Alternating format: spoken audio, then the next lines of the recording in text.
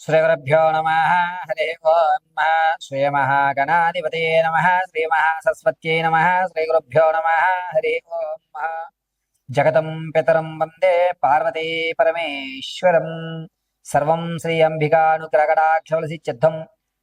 ప్రతి ఒక్కరికి కూడా ఈ పరాభావన సంవత్సరంలో అనేకమైనటువంటి ఇబ్బందులు చవిచూసి ఈ సంవత్సరమన్నా సరే నా యొక్క స్థితి మారుతోందా, మారడం లేదా, నేను ఏ విధంగా స్థిరపడగలుగుతాను అనేటువంటి సందేహం ఉన్నవారు, ఈ సంవత్సరమన్నా నా జాతకం మారితే నేనంటూ ప్రూవ్ చేసుకోవడానికి అవకాశాలు ఎక్కడన్నా కలుగుతాయా అనే ఆలోచన ఉన్న వాళ్ళకి మనం మేషం మొదలు పెట్టుకుని మీనరాశి వరకు కూడా ఏ విధంగా వారి యొక్క జాతక ప్రభావాలు ఉండబోతున్నాయి, ఎవరి యొక్క జాతకంలో ఆదాయ వ్యయ రాజపూజ్య అవమానాలు ఏ విధంగా ఉండబోతున్నాయి అనేటువంటివి గోచార రీత్యా వారి వారి ఫలితాలని వివరించి చెప్పడం జరుగుతుంది.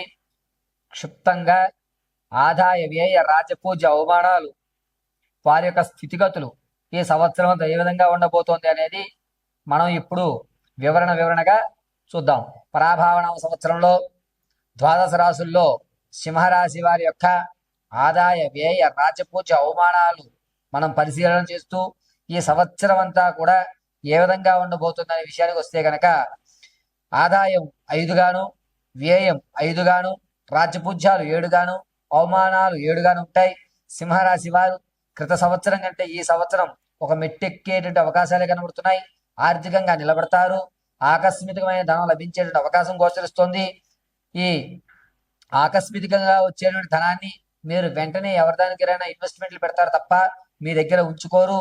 పైగా ఈ సింహరాశి వారు విద్యార్థులకి జ్ఞాపక స్థితి కొంచెం తగ్గి చదువు కంటే ఇతరతర రంగాల్లో మన యొక్క విజ్ఞాన ప్రదర్శన చేద్దామని చెప్పి చదువును కాస్త నిర్లక్ష్యం చేస్తుంటారు. రియల్ ఎస్టేట్లో కానీ స్టాక్ మార్కెట్లో కానీ ధనం వెచ్చించేటువంటి వాళ్ళు ప్రథమాంకంలో మాత్రం వెచ్చించండి. రూపాయికి రూపాయి కనబడుతుంది. ద్వితీయాంకంలో మీకు ఎక్కడా కూడా కలిసి వచ్చేటువంటి సూచన లేదు. పైగా ఈ సింహరాశిలో వారు రాజకీయ నాయకులకు మాత్రం గట్టుకాలంగా ఉందని చెప్పుకోవాలి. అనేకమైన ఇబ్బందులు కలుగుతున్నాయి. వాటిని అధిరోహించడానికి ద్వితీయాంకం మాత్రమే మీకు సహాయపడుతుంది.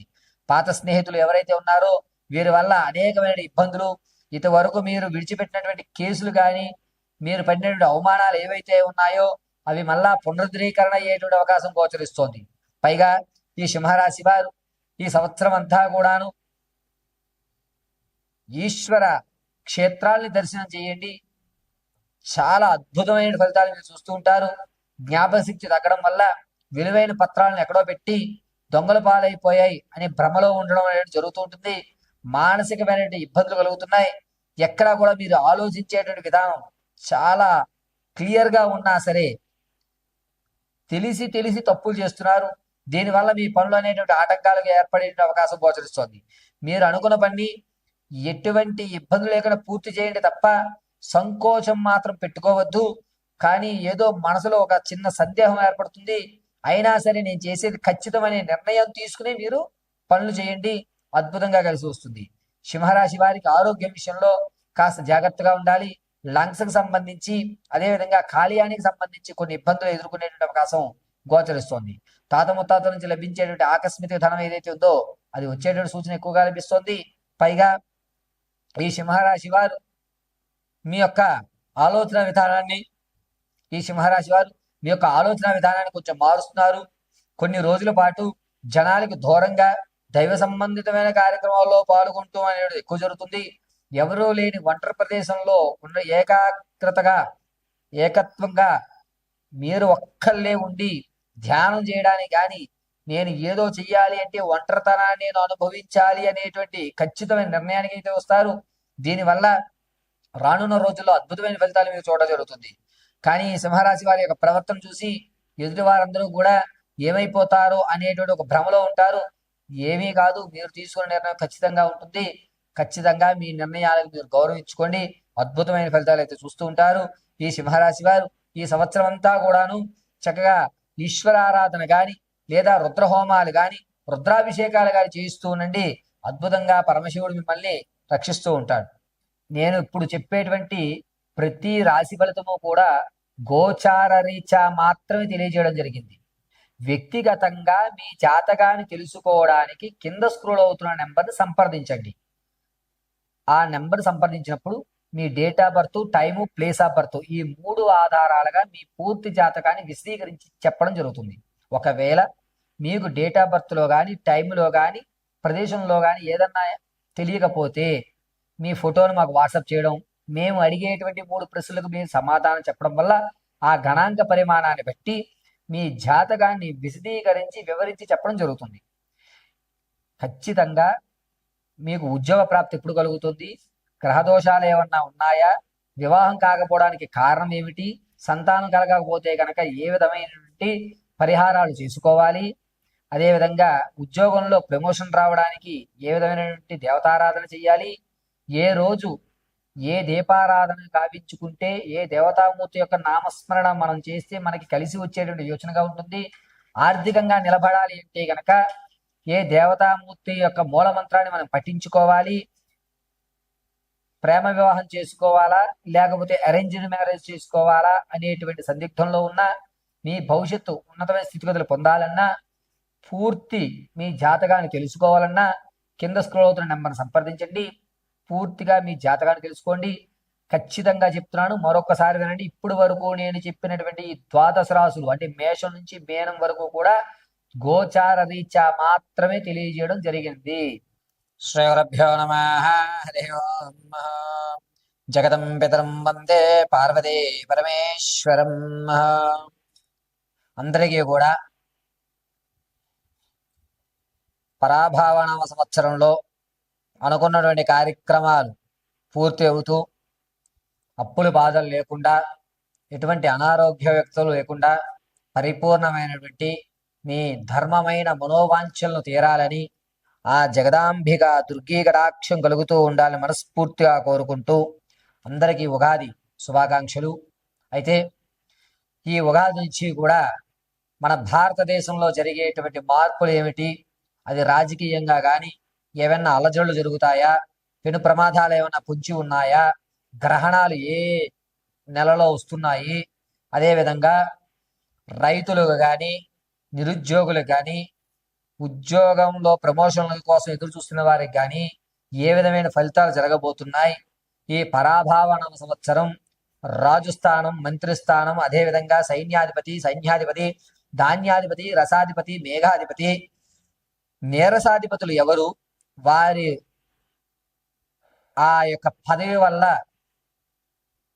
ప్రపంచంలో జరిగేటువంటి వింతలు ఏమన్నా ఈ సంవత్సరంలో చోటు చేసుకుంటున్నాయా అనేటువంటి విషయాన్ని క్లుప్తంగా మనం చర్చించుకున్నట్లయితే కనుక, ముందుగా పరిపాలించేటువంటి రాజస్థానాన్ని గురుడికి ఇవ్వడం, దీనివల్ల అనేకమైనటువంటి మార్పులు కేంద్రాల్లో జరగడం, కేంద్రము ఒక కఠినమైనటువంటి నిర్ణయాలు తీసుకోవడం, దీనివల్ల ప్రజల్లో నాయకుల మీద కాస్త అసంతృప్తి అనేటువంటిది ఏర్పడము, రాజకీయ విషయాల దగ్గరికి వచ్చేసరికి అత్యంత పెను మార్పులు సంభవించడము అనేటువంటివి ఖచ్చితంగా జరుగుతూ ఉంటాయి. ఇక బొగ్గు, ముత్యం, పత్తి, నూనె, అదేవిధంగా జొన్నలు, వీటి యొక్క ధరలు కాస్త పెరగడం అనేది జరుగుతూ ఉంటుంది. పైగా రాజు గురుడు అవ్వడం వల్ల జనాల్లో నాయకుల మీద అపనమ్మకం పెరగడం, ఉగ్రవాదులు అనేటువంటివి లేకుండా ప్రశాంతమైన జీవితం సాగటం. ఆగస్టు నుంచి నవంబర్ మధ్యలో మాత్రం కొన్ని అగ్ని ప్రమాదాలు, వాహన ప్రమాదాలు ఎక్కువగా జరిగేటువంటి సూచనలు కనబడుతున్నాయి. ఇక మంత్రిస్థానానికి కుజుడు ఇవ్వడం, కుజుడు మంత్రిస్థానంతో ఉండడం వల్ల ప్రతి ఒక్కరూ కూడా పరిపాలించేటువంటి వారు కానీ, వ్యవసాయం చేసేటువంటి వాళ్ళు కానీ, విద్యార్థులకు కానీ కన్ఫ్యూజ్ మైండ్ అనేటువంటిది ఏర్పడుతూ ఉంటుంది. ఏది ఆలోచిద్దామన్నా సరైన నిర్ణయం తీసుకోలేక అవకతవకలకు అనేటువంటి గురవుతాం జరుగుతుంది. పైగా మీరు తీసుకున్నటువంటి నిర్ణయం పని పూర్తయ్యేంత వరకు కూడా నేను తప్పు నిర్ణయం తీసుకున్నాను అనే ఆలోచనతోటే మీరు ఎదగసాగడం అనేది జరుగుతూ ఉంటుంది. ఇక సైన్యాధిపతిగా చంద్రుడు ఉండడం వల్ల కొంతవరకు పప్పు దినుసులు, అదేవిధంగా వ్యాపార సంస్థలు కూడా కాస్త తగ్గుముఖం పడతాయి. వ్యాపారాలు జోరుగా జరిగేటువంటి అవకాశం కనిపించడం లేదు. వ్యాపారం ఎవరైనా సరే, ఏ వ్యాపారస్తులైనా సరే తన ఆర్థిక ప్రణాళిక అవకతవకలతోటే నడుస్తుంది తప్ప అధిక లాభాలు అనేటువంటి జరగవు. ద్రవ్యోల్బణం కాస్త కిందకు పడుతుంది. బంగారు వెండి ధరలు కూడా తగ్గేటువంటి అవకాశాలు ఎక్కువగా కనబడుతూ ఉంటాయి. విందు వినోదాల్లో మాత్రం కాస్త ఇబ్బందులు కలుగుతూ వాతావరణం అంతా కూడా చికాకులతో కూడుకున్నటువంటి వాతావరణాలే ఎక్కువగా గోచరిస్తూ ఉన్నాయి. అదేవిధంగా సైన్యాధిపతిగా శుక్రుడు సైన్యాధిపతిగా ఉండడం వల్ల భారత సైన్యానికి కలిసి వచ్చేటువంటి సూచనగా చెప్పవచ్చు. కొత్త కొత్త సైన్స్ పరంగా కొత్త కొత్త వరవల్లోకి మనం రావడం, భారతదేశం అగ్రస్థానానికి వెళ్ళేటువంటి అవకాశం, ఇతర దేశాలు నివ్వెరపోయేలా, ఇతర దేశాలు భయపడేలా మన యొక్క భారత జట్టు కానీ, అదేవిధంగా ఇతర రంగాల్లో కూడా సైన్స్ పరంగా కానీ, టెక్నాలజీ పరంగా కానీ, ఆటల పరంగా కానీ, సాహిత్య పరంగా కానీ మనకంటూ ఒక ప్రత్యేకమైన గుర్తింపు ఏర్పడేటువంటి అవకాశం ఏర్పడుతోంది. భారతదేశం వైపు ఇతర దేశాలు తొంగి చూస్తూ అవ్వేరిపోయేటువంటి అవకాశం ఏర్పడుతోంది. ఇక ఆర్ఘ్యాధిపతి చంద్రుడు అవుతూ ఉండడం వల్ల అనారోగ్య సమస్యలు వెంటాడేటువంటి అవకాశం ఏర్పడుతోంది. పళ్ళ వ్యాపారస్తులు మాత్రం కాస్త ఇబ్బందిదాయకంగా ఉంది. అధికమైనటువంటి ఎండలు గోచరించడం, వృద్ధులు మాత్రం చాలా జాగ్రత్తగా ఉండేటువంటి సూచనగా చెప్పవచ్చు. అంతేకాకుండా మేఘాధిపతి చంద్రుడు అవుతూ ఉండడం వల్ల సకాలంలో రావాల్సిన వర్షాలు వడగళ్ల వర్షాలుగా, రావలసినటువంటి ఋతుపవనాలు కాస్త ఆలస్యంగా రావడం, దీనివల్ల రైతు కొంచెం ఇబ్బంది పడేటువంటి అవకాశం ఏర్పడుతోంది. తగు భూసారం అనేటువంటి తగ్గడం, నీటి కొరత అనేటువంటిది కొంచెం ఏర్పడడం, ప్రాజెక్టులు ఏవైతే ఉన్నాయో, నీటికి సంబంధించిన ప్రాజెక్టులు ఏవైతే ఉన్నాయో అవి ఆగిపోవడం అనేటువంటిది ఎక్కువగా గోచరిస్తుంది. రసాధిపతి సూర్యుడు అవుతూ ఉండడం వల్ల భార్యాభర్తల మధ్య కానీ లేదా స్నేహబంధమైనటువంటి విషయాల్లో కానీ అవకతవకలు ఏర్పడుతున్నాయి. ఒకరి మీద ఒకరికి అపనమ్మకం అనేటువంటిది ఎక్కువ ఏర్పడేటువంటి అవకాశం ఏర్పడుతుంది. మనుషుల మధ్య కల్మషం అనేటువంటిది జూలై నుంచి ప్రారంభమయ్యి నవంబర్ వరకు కూడా ఎవరిని పూర్తిగా నమ్మేటువంటి గోచరం ఎక్కడక్కడ గోచరించడం లేదు. ఇక నీరసాధిపతి గురుడు అవ్వడం వల్ల పెద్ద పెద్ద ఇండస్ట్రీస్ ఏవైతే ఉన్నాయో వాటిలో అగ్ని ప్రమాదాలు ఎక్కువగా జరిగేటువంటి వ్యవస్థ జరుగుతోంది. రైలు ప్రమాదం కూడా ఎక్కువగా జరిగేటువంటి ధోరణులు ఎక్కువగా కనబడుతున్నాయి. ప్రయాణాలు చేసేటప్పుడు చాలా జాగ్రత్తగా ఉండాలి.